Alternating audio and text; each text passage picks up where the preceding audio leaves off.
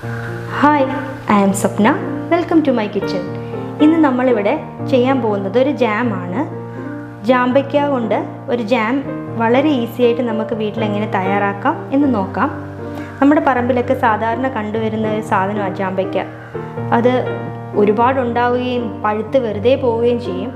അങ്ങനെ ഉണ്ടാകുന്ന ജാമ്പയ്ക്ക വെച്ച് നമുക്ക് ഈസി ആയിട്ട് വേറെ അധികം ഇൻഗ്രീഡിയൻസ് ഒന്നും ആവശ്യമില്ല, നമുക്ക് ജാം ചെയ്യുന്നത് എങ്ങനെയാണെന്ന് നോക്കാം. അതിനാവശ്യമുള്ള സാധനങ്ങൾ: പഞ്ചസാര.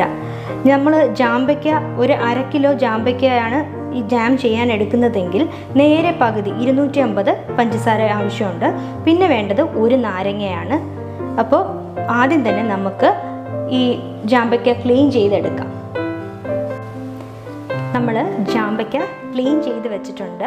അത് നമുക്ക് പഞ്ചസാര ചേർത്ത് നന്നായിട്ടൊന്ന് അരച്ചെടുക്കാം.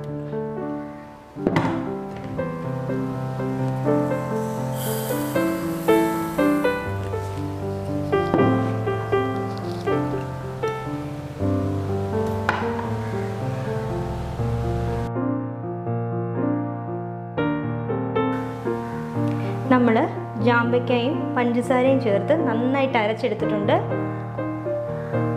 ഇത് ഞാൻ അരിക്കുന്നില്ല, വേണമെന്നുള്ളവർക്ക് അരിച്ചെടുക്കാം. എനിക്ക് ചെറിയ തരിയായിട്ട് കിടക്കുന്നത് ഇഷ്ടമുള്ളത് കൊണ്ടാണ് ഞാനത് അരിക്കാത്തത്.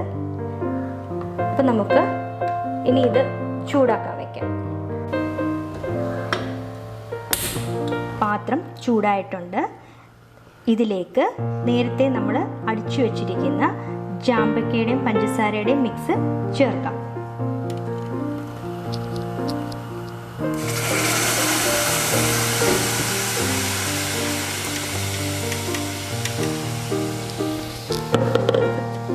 ഇത് നന്നായിട്ട് ഇളക്കി കൊടുക്കണം.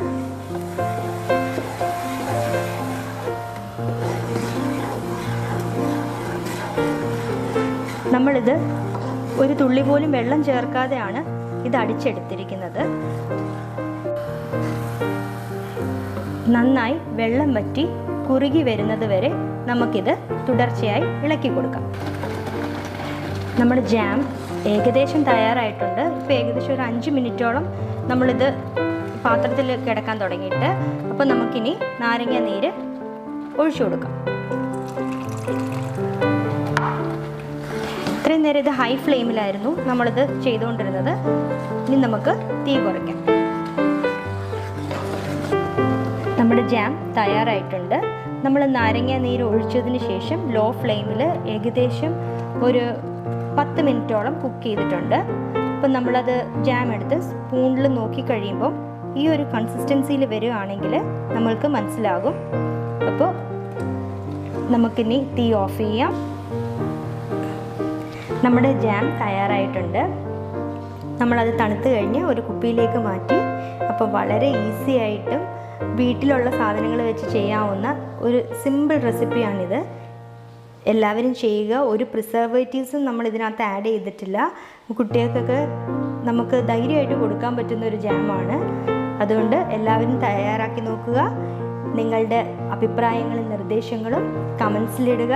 എൻ്റെ ചാനൽ സബ്സ്ക്രൈബ് ചെയ്യുകയും ചെയ്യുക. Thank you.